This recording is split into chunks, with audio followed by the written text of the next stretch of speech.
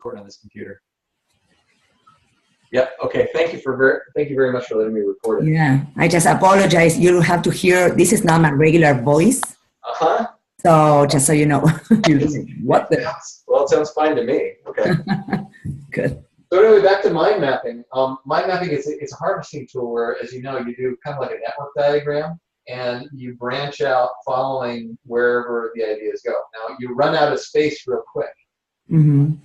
So when you're doing this in virtual reality, you're actually not as limited by the constraints of the page. And so you can go in, as you can imagine, you can go in 3 dimensions.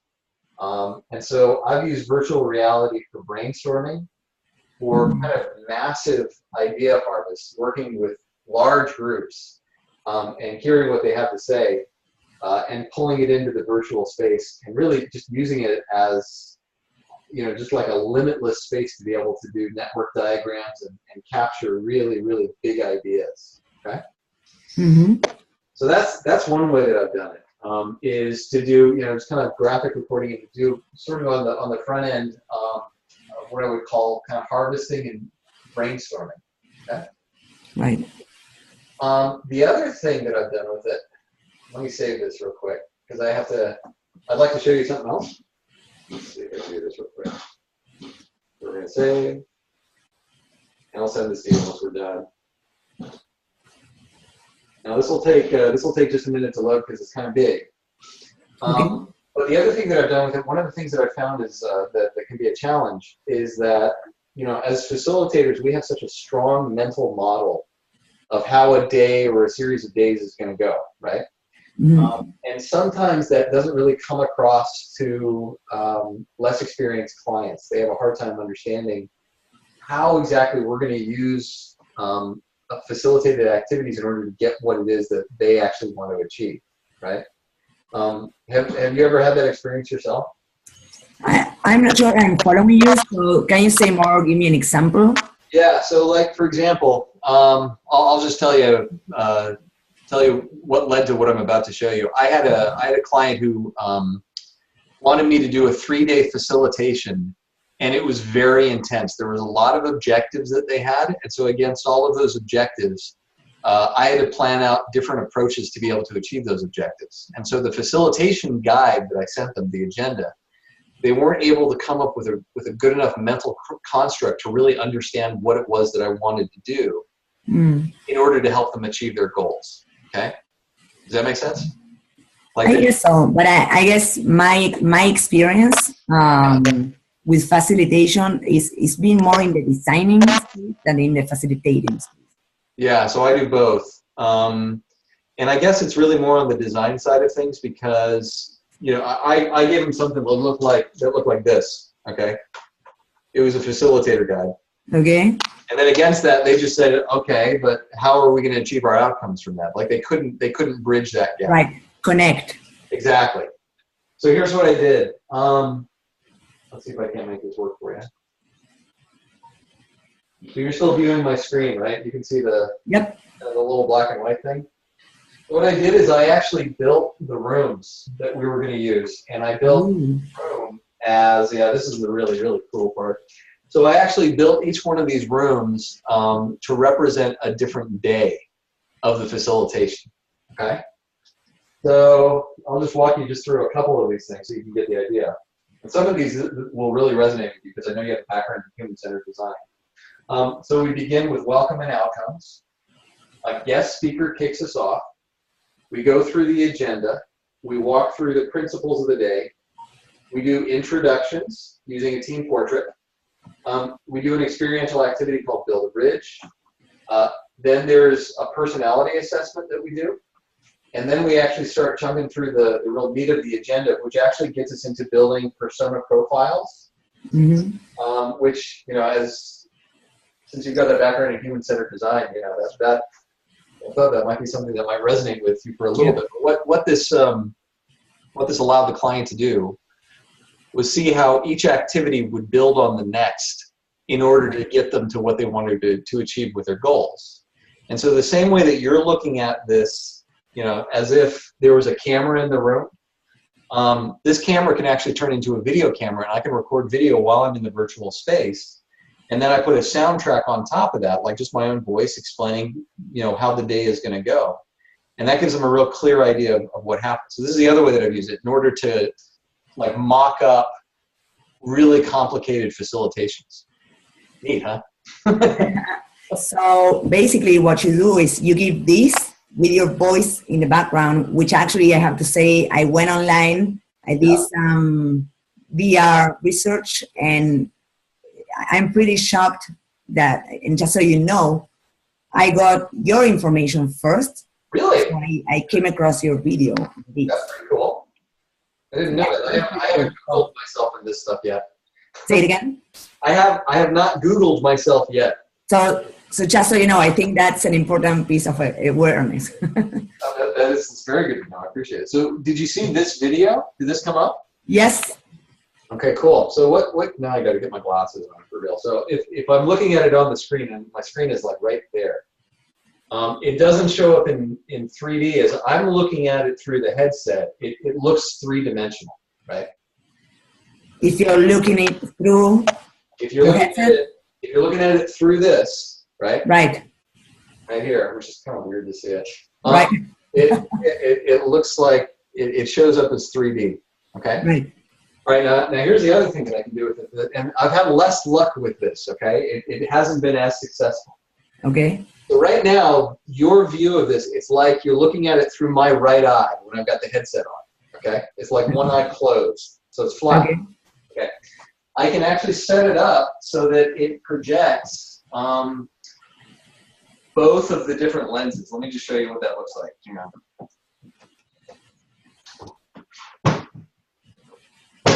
See if I can do it in here. Might take me a minute. But rather than projecting out flat, it can actually project. Hold up. All right. This way. Oh, hold on. You don't see it quite yet. You almost do. But I have to say, before I see the new one, that I do see it a little bit three-dimensional already.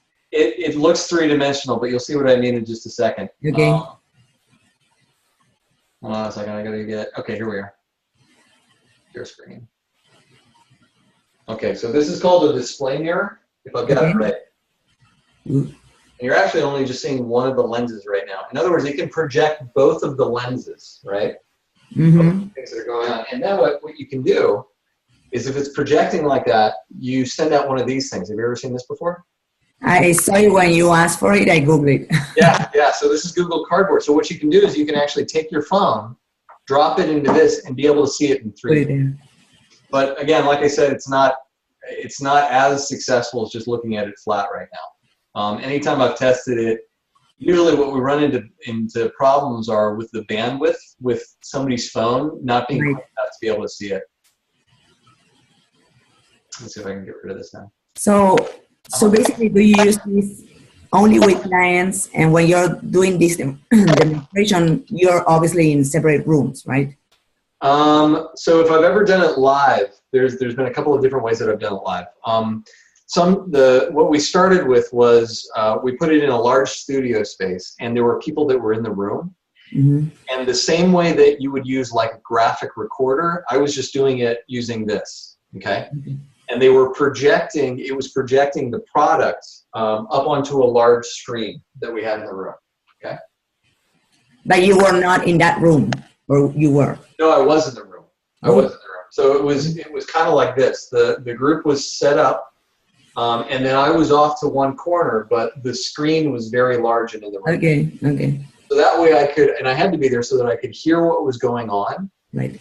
And because people wanted to come in and then try it out later, because I wasn't doing this flat, I was doing it in 3 dimensions. Okay. So it's almost just like having a regular graphic recorder in the room. That's the first time that I tried it. Okay. We did it a few times, got pretty good at that. And then I tried it kind of the same way that I'm doing it with you. Okay. But with like a whole lot of people dialed into the call. So there were, several participants, and there was also a facilitator, because this actually takes a lot of mental concentration to be able to move things around like this. So it's helpful when you have a facilitator and you're doing the VR, at the same time. So there's 2 different roles there, right? So we've had people dial into Zoom just like you did, and we've had people participate just exactly the same way that you're doing it right now. Okay. The other way that I've done it is after the fact, after we've done if I would say like a traditional facilitation where there's a bunch of like wall charts around, I'll go around and snap photos of those wall charts, pull them into this space, right? And then be able to show the like what happened throughout the entire day. Okay? Ooh, nice. Almost like as an after action, just to say, here's what we talked about. Right, like almost like a report. Exactly, like a report afterwards. I mean, usually what I do is in something like this, I take these and I just drop them into PowerPoint, maybe with a little bit of text at the bottom of it. But I think that this is a lot more interesting to do it, this way and then record a video around it. Yeah, definitely. Especially for someone that probably was not able to, say, a senior manager was away on vacation. Yeah. You want to actually see and experience that. To your point, when there's some VIPs that are not able to attend, we can lock this up and then give them the headset and put it on, and so they can actually walk around and experience what happened to the room without them being there. That's awesome. It's super awesome. Yeah. Yes. Yeah, it's really cool. And that's on a different day. That would be that could be days later. Uh-huh. That's awesome. Yeah. So something else that I was thinking of and that intrigued me. So recently I was talking to a person who said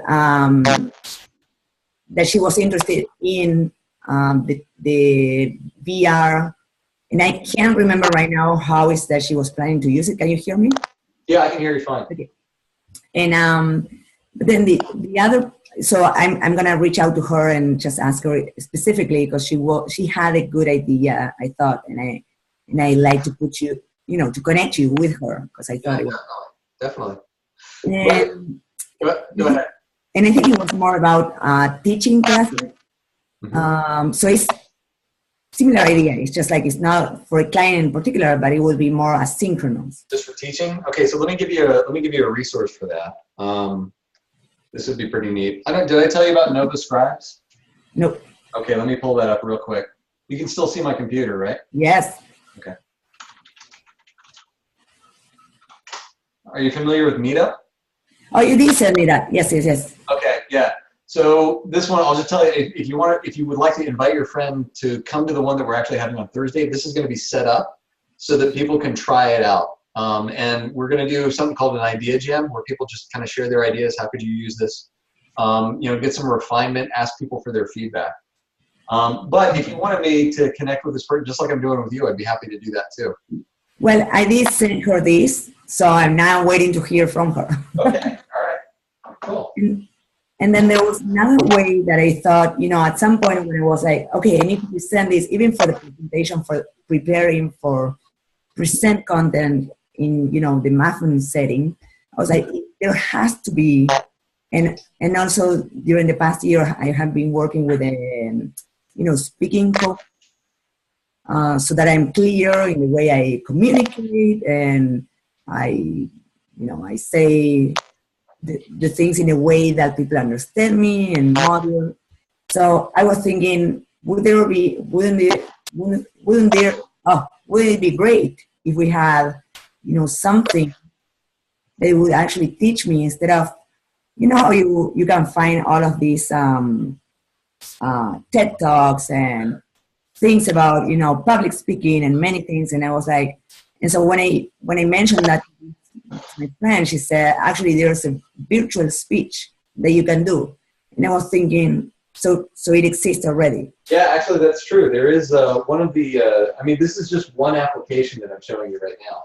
Right. There is one that I've seen that's specifically around helping people to get over their fear of speaking. Right. Public speaking. There's actually, here, let me just color this because I want to. Besides that, there's also some really, really interesting things. Like, for example, I've got one that's supposed to help people get over their fear of heights. Interesting. Yeah, and so see, I've just got like a plank of wood right here. It's just it's a plank of wood, but what you do is you lay it on the floor, and you open up the application, and it makes you think like you're walking on a steel girder at the top of a screen. Right. So yeah, there's for training purposes. There's all kinds of things that you can do with it. And building on that public speaking, I was thinking, and I was actually looking for, do we have, you know, when the client engagement is upon, you know, as it goes, it's not necessary. I was thinking about doing pop-up facilitations or doing things like that.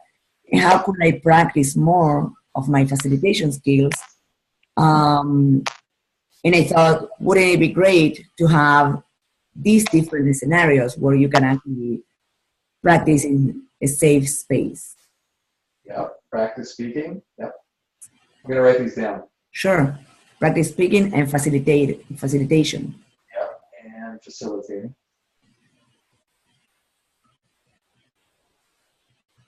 Facilitating. And maybe writing, for me, that what you're doing already is so complicated. It's a lot easier than you think. Okay. I've had people that just picked it up and started to use it right away. I've got a whole, and you know, the other thing is that to that point, you know, one of my passions in life is trying to get people to draw, right? And you know, there's so many people out there that say, you know, I can't draw, I can't do this. And what's interesting is that I'll put this on people, and they'll just automatically start moving and drawing things. It's like you get over the obstacles automatically. So they'll spend a little bit of time in this, and they'll just draw whatever because you can't help it. You just want to. And then I take them out of this, and I hand them a pen and a piece of paper and say, "Okay, do that again." And it's like all of a sudden they're drawing. It gets them over the block that they have. All right, so let's see. You had this one. It was that's one of your possible uses for it. So practice speaking and facilitating. You were also thinking about what we might do with mathing. So what are some ideas for that? Well, and that's the thing. I mean, there has to be a better way to build a community where, you know, we can all share, or even this, like what you said, like the reporting out to a client. It could be a great tool to actually share and talk about with participants in math. Yeah, it's true. So one thing that we could do, because I think the webinars are pretty good for getting information in a way that's easily shared. But the ones that we do them live, hold on a second, I'm just going to capture that. So report outs. The ones that we do live, I mean, you can't really share that after the fact, right? It's a little bit tough to do that. So what if we did like a VR, just kind of like I did before with the room, having the room set up? Right. Like that. You know, kind of what happened in the room. We could do that. Right. That's a positive thing. There you go. You mean the actual workshop that Muffin provides every month? Yeah, that's what I mean. I've got one coming up in February. Okay, so that would be one idea. And the other one I was thinking is like, obviously, there has to be, I'm sure the trouble would be sharing and client confidentiality, but basically use them as case studies for those who want to, for example, in a mentoring program. Oh, mentoring, that's a good idea. Let me capture that too. Does Muffin currently have a mentoring program? I think they just worked on that. They did? Are you in the board? I'm sorry? Are you in the board? I'm not on the board, no. Okay. No, I'm just a member. Okay. Pay my dues, go to classes. Are you on the board? Sorry, say it again. Are you on the board? No, I'm not. Let's do mentors. But they've been talking a lot about, mentorship programs, and also there's some frustration for those who know already have the tools, but would like to see more of the action side of how do you actually use it. Right. You know, actually, so that's an interesting thing. One of the things that I've done, and I've offered this, is I often invite people to shadow me when I do a facilitation. And actually, maybe I should just take a quick pause and show you what that looks like. Maybe that'll give you some ideas. Because you said that you're more on the design side of things. Is that right? Yep. Okay, so let me show you kind of what a facilitation looks like from my perspective. Okay. Yeah, we'll do this one. I'll just show you some snapshots of what it looked like in the room. So I do a lot with, you know, models, kinesthetic models, kinetic models. Okay, so Heather, in this case, she's an inspiring facilitator. And I said, why don't you just come and shadow me? And she took some notes while she was there. And so what I've been trying to do is to invite people who want to learn facilitation just to come in and do some shadowing. And I might have them, you know, help out a little bit, and that helps me as I'm moving charts and paper around.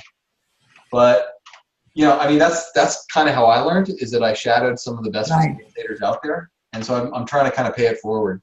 Yeah. So I'll be happy to help you. Say again? I'll be happy to help you. I would be happy to help you. You know, I think I could learn a lot from you with your, especially around the design thinking side of things. Okay. This is a cool one. Do you know this exercise? Yes, it's really cool. That's a great one. I use it as a metaphor for the group process. Yeah. So that's what here's what it looks like when I'm done, right? And so to take these individual charts that are here, and then drop them into the virtual space, and they can show up exactly the same way that it is, because it's just a photograph of it. That serves as that after action report. Yep. Okay. Let me pull back up. What other ideas do you have? That's amazing. Oh, my voice is going down.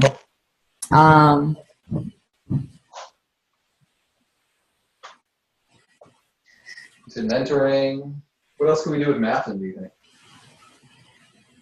Well, and for me, my own struggle is I have a lot of theory, and it's not, and the confidence only comes from practicing. So. Oh, brilliant. Okay. That's a really interesting idea. Okay, so what we could do is we could actually mock up audiences. You know, we could actually create virtual spaces of like the one that I just showed you. And we could have, you know, people playing not even thinking about this. If we had like one or two people that were part of the event like this, they would have the experience as if they were in the room. Right. Facilitating. So it's almost like a virtual reality practice, like mocking up the room. You know, let's see if I can just draw this real quick. So in VR, mock it up so that it seems like there's people in the room. Right. Taking the group through the process. That's fascinating. That's a great idea.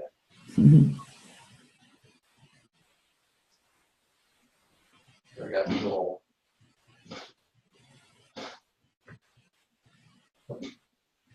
Then we have the real person who's got his headset on. Who's leading the activities. Cool.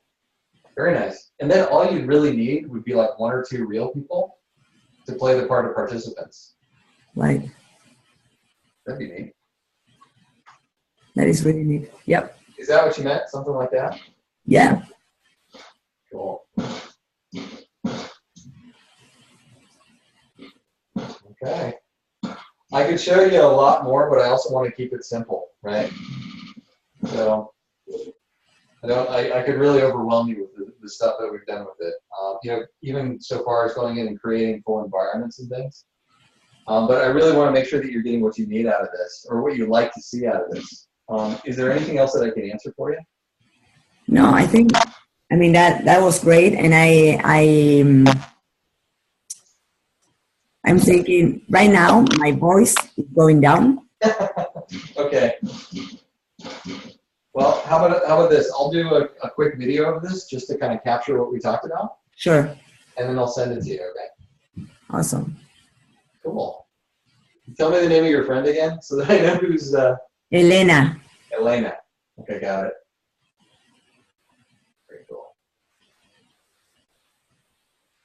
Okay, that's it. The video's done. Awesome. That's all it took. I'll go ahead and send it to you. Awesome. All right. And so I'll send you, I can send you some information. Okay. You have to tell me exactly what is that you want from design thinking. Well, so the thing that I'd really like to get out of this is that this is still an experimental capability, right? As you saw, it took a little bit to get it started. I wouldn't want to put it in front of, you know, this shouldn't be the single point of failure for a client if they were counting on this. Right. You know, I'd want there to be a backup. And so the point is that what I'd really like to get are some ideas and feedback from other facilitators. Okay. And so that means that I would love to do a couple of VR sessions for free if the facilitators would later on say, okay, here's what worked, here's what didn't. So again, drawing on your background as a design thinker, I don't know if you're familiar with like the lean startup. Yes. Yeah, so that's what I'm trying to do with this, is to do just like small minimum viable products, and then get it out there, have people test it so that I can get feedback and make sure that the way that it's being developed is in the right path. That's it. Awesome. All right, well, I'm sorry about your voice. It sounds like you're about to. I know, I'm sorry. All right, I'll send you the video and a couple of other things out of this, but please keep in touch, and I look forward to talking to Elena. Is that right? Yes. Awesome. All right. Oh, are you going to be at the mixer? I saw that Maffin was going to have a thing on next Friday. Is that next Friday? Yeah, the 27th. Did you see that? I'm not sure. Let me just double check, because was that a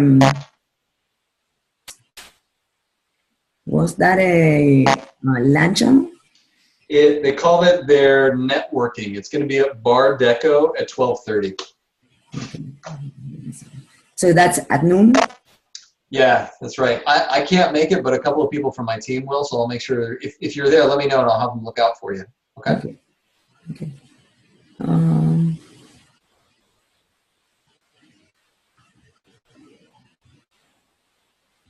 I can do it.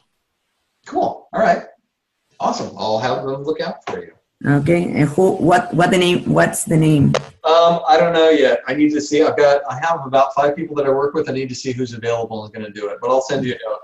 Okay. Perfect. Thank you. Thank you. All right. Have fun. I'll see you later. Bye. Thank you. Bye. Bye.